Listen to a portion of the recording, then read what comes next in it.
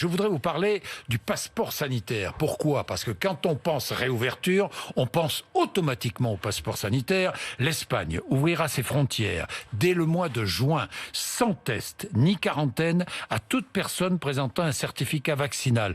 Preuve de vaccination. Est-ce que la France pourrait faire la même chose?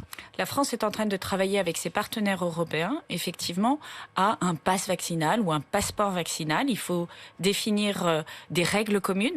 Quel vaccin? Est-ce que c'est la première, la deuxième dose qu'on prend en compte? Est-ce que lorsqu'on a déjà eu le Covid, il faut une seule dose?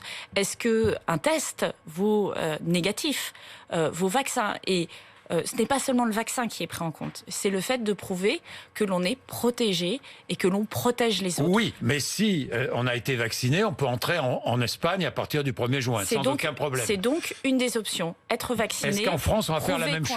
Prouver qu'on l'a eu, ou faire montrer un test, comme c'est le cas aujourd'hui. Et c'est pour ça que je veux juste faire une précision. Oui. Le pass sanitaire, c'est pas un pass vaccinal.